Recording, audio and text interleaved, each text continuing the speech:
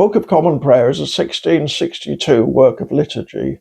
A liturgy is a set of written instructions specifying the exact words to be said and actions to be performed in a Christian worship ceremony, and it constitutes the official service book of the Church of England. Although it reached its final form during the reign of Elizabeth I, most of its content predates her by a century, and although its focus is public worship, it's also generally used for private devotion.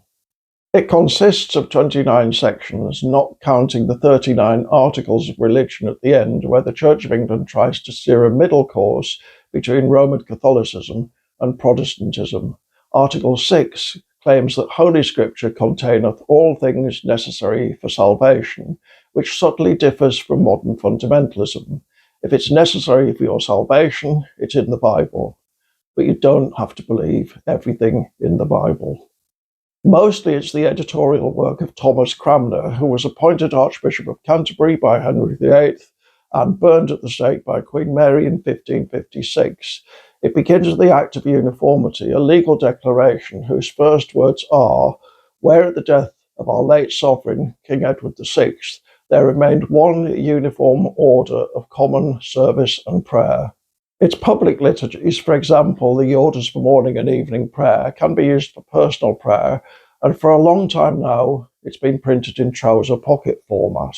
It often comes in combination with the English hymnal, a collection of 657 hymns, most of which haven't seen the light of day since Victorian times, and some of which are theologically dubious, as hymns nearly always are.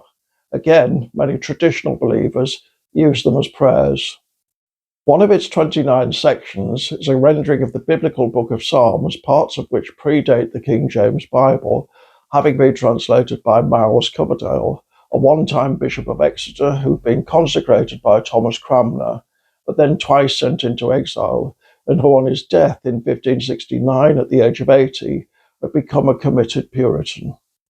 Superficially, the Book of Common Prayer looks dull, especially in its smaller version, plain cover, Times New Roman size 5 font, and yet it's actually the product of intense historical drama, and generations of English people have used it. All the characters in Jane Austen, the Brontes, Dickens, Hardy, etc.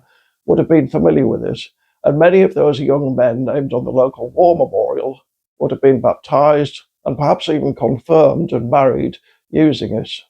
And it's become collectible. Victorian and pre-Victorian copies are common on eBay, one or two perhaps inscribed on the flyleaf with family baptism dates.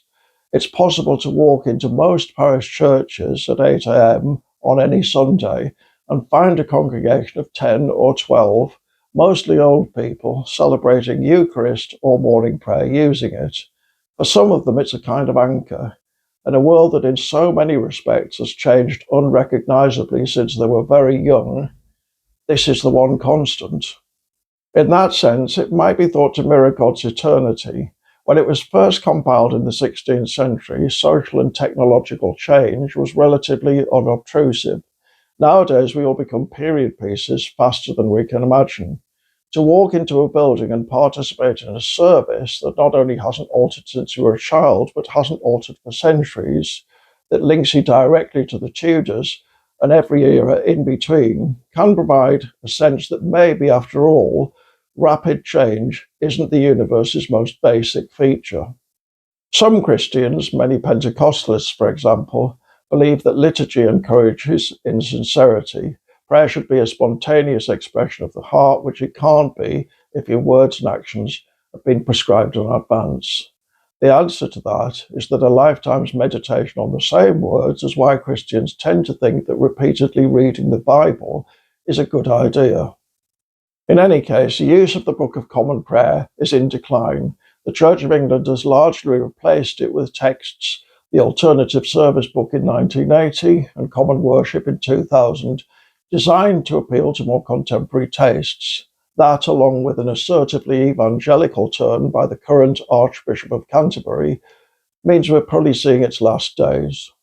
So, if you see a copy in your local second-hand bookshop, buy it. They come in different degrees of rarity, so it might be worth something someday. Am I being ironic? Yes and no.